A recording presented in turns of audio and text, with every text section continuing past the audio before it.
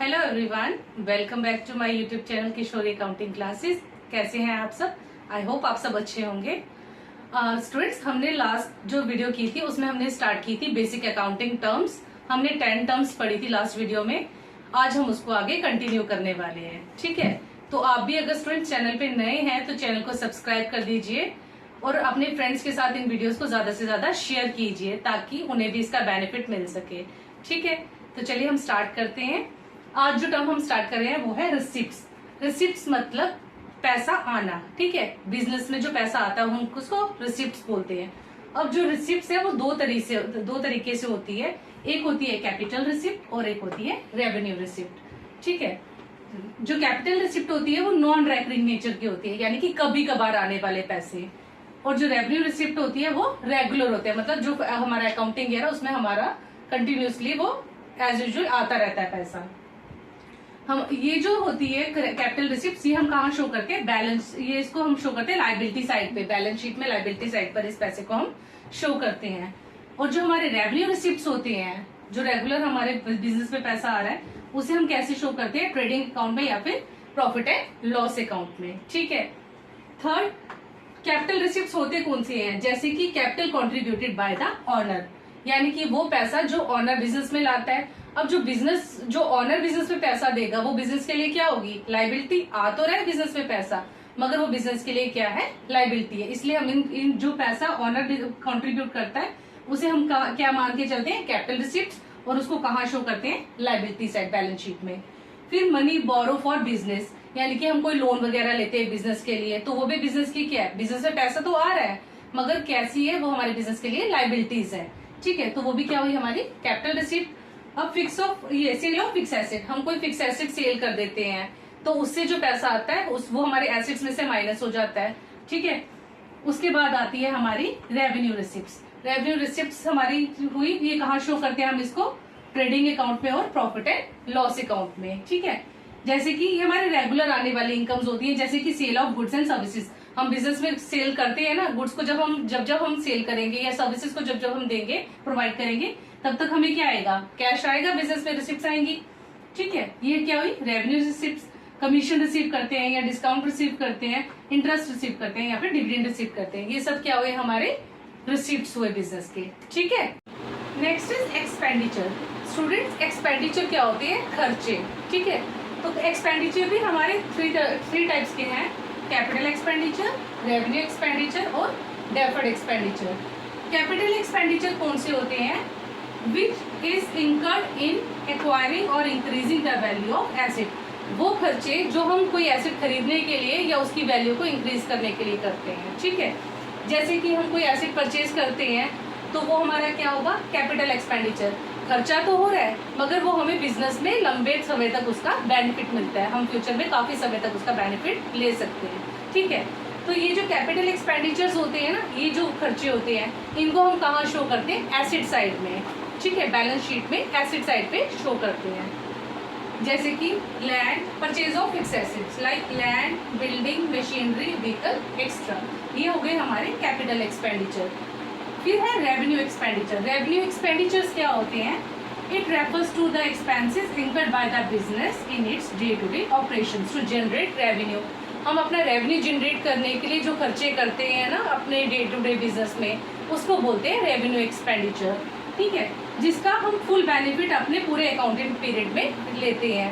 पूरा साल जो हम मतलब करते हैं, जितनी भी हम परचेज करते हैं, जैसे कि हमने कोई परचेज किया गुड्स का, या कोई हम सैलरी दे रहे हैं, वेजेस दे रहे हैं, हमने कोई बिल्डिंग रेंट पे लिया, उसका रेंट पे कर रहे हैं, या रॉ मटेरियल हम खरीद कर ला रहे हैं, तो उसका जितना भी खर्चा होता है वो सारा क्या होता है? हमारा revenue expenditure.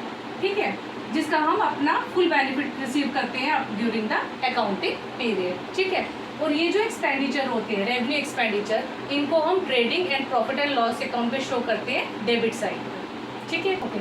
Next is deferred expenditure. Students, deferred expenditures कौन से होते हैं? ऐसे एक्सपेंडिचर जिसको हम वन टाइम खर्च करते हैं और उसका बेनिफिट जो होता है हमें कई सालों तक, नंबर ऑफ ईयर्स तक हम उसका बेनिफिट ले सकते हैं। ठीक है, the expenditure which are revenue in nature but the benefit of which likely to derive over the number of years. ठीक है, ये वो खर्चे होते हैं जिसको हम क्या करते हैं नंबर ऑफ ईयर्स तक, मतलब कई सालों तक जिनका बेनिफिट हम ले सकते हैं। इसको ऐसे एक्सपेंडिचर जो होते हैं इसको हम वन टाइम में अपने बुक्स में राइट आउट नहीं करते हैं, इनको थोड़ा थोड़ा करके हम डिफरेंट अकाउंटिंग ईयर्स में राइट ऑफ करते रहते हैं। जैसे कि एडवर्टीजमेंट है, हमको एडवर्टीजमेंट करवाते हैं, उस पर कुछ खर्चा करते हैं, तो उसका बेनिफिट हमें एक ही अकाउंटिंग ईयर में तो नहीं मिलता ना, उसको हम क्या करते हैं कई सालों तक उसको क्या करते हैं थोड़ा थोड़ा करके राइट ऑफ करते रहते हैं। ठीक है, ये थे डेफर्ड एक्सपेंडिचर। अब है हमारी अगली अकाउंटिंग टर्म, वो है गुड्स। गुड्स क्या होते हैं students? The things which are bought or sold by the business. हम जो चीज़ें जो आर्टिकल्स बिजनेस में खरीदते हैं बेचने के लिए, goods which are bought or sold, हम जो चीज़ें खरीद या बेच रहे हैं ना, वो जो आर्टिकल्स होते हैं उनको हम क्या बोलते हैं?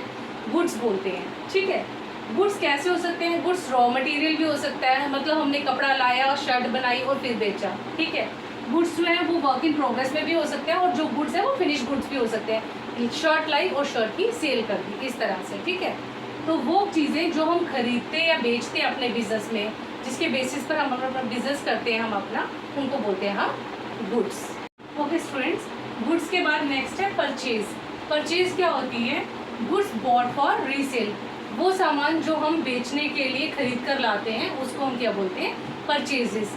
लेकिन सिर्फ वो आर्टिकल जिसे हम बिजनेस में सेल के पर्पज से लाए हैं। Purchase of assets are not called purchases. जब हम कोई एसेट खरीद के लाते हैं, मान लो हमारा बिजनेस कपड़े का है और मैं कोई एसेट खरीद के लाई हूँ, लाइक फर्नीचर खरीद के लाई हूँ, तो फर्नीचर जो मैं खरीद कर लाई हूँ वो मेरी परचेजेस में शो नहीं होगा, वो हमारे एसेट्स होंगे। ठीक है, उसके बाद है सेल्स। सेल्स क्या होती है? सामान को बेचना, सोल्ड करना। when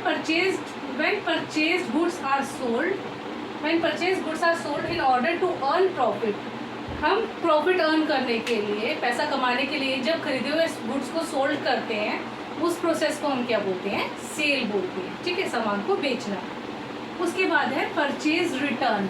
परचेज रिटर्न क्या होता है स्टूडेंट्स? परचेज रिटर्न होता है सामान को वापस करना। कौन से सामान को? जो हमने परचेज किया। जैसे goods once purchase by the business are return back. जैसे कि मान लो मैंने कोई गुड्स परचेज किए हैं और वो गुड्स किसी वजह से मैं वापस कर देती हूँ, कोई डिफेक्ट है उसमें या कोई भी रीज़न था जिस वजह से मैंने वो गुड्स वापस कर दिए। जब वो गुड्स हम वापस करते हैं तो अपनी बुक्स में उसको क्या लिखते हैं? Purchase return. क्योंकि हमें वो शो भी तो करना है कि अगर सामान का हमने परचेज किया था, सॉरी जो हमने खरीदा था सामान, हम उसको वापस क्या कर रहे हैं? रिटर्न कर रहे हैं ना।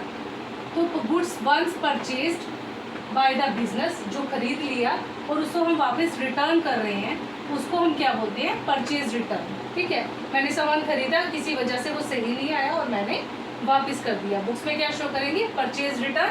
उसको हम रिटर्न आउटवर्ड भी बोलते हैं।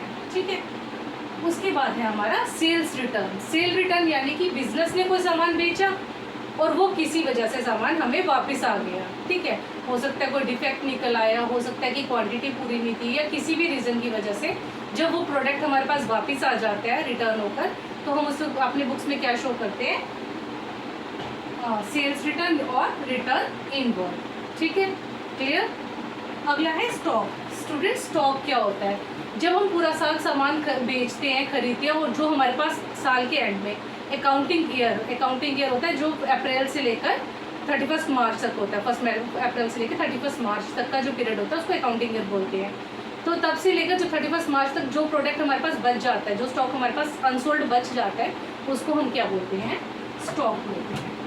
ठीक है, these are those goods which are left unsold in the business at the end of the year. साल के एंड में जो स्टॉक हमारा, मतलब जो सामान बिना सेल हुए रह जाता है, उसको हम बुक्स में क्या शो करते हैं? स्टॉक शो करते हैं। तो स्टूडेंट्स, अब क्या है, ये हमने की sale, purchase, purchase return, sale return and stock. ठीक है, तो आज हमने टोटल 8 टर्म्स की हैं। बाकी की जो टर्म्स है वो हम कल करेंगे। ठीक है, नेक्स्ट वीडियो में करेंगे। आई होप आपको ये सारी टर्म्स समझ में आई होंगी। अगर इनकेस कहीं पे भी कोई टर्म आपको समझ में नहीं आई है या कहीं पे भी कोई डाउट है, तो आप कमेंट बॉक्स में लिख कर बता सकते हैं। ठीक है, आई होप आपको ये वीडियो अच्छा लगा होगा। अगर वीडियो पसंद आई तो प्लीज़ इसे लाइक कर दें और चैनल को सब्सक्राइब करना मत भूलिएगा। मिलते हैं हमारी नेक्स्ट वीडियो में, तब तक के लिए बाय बाय।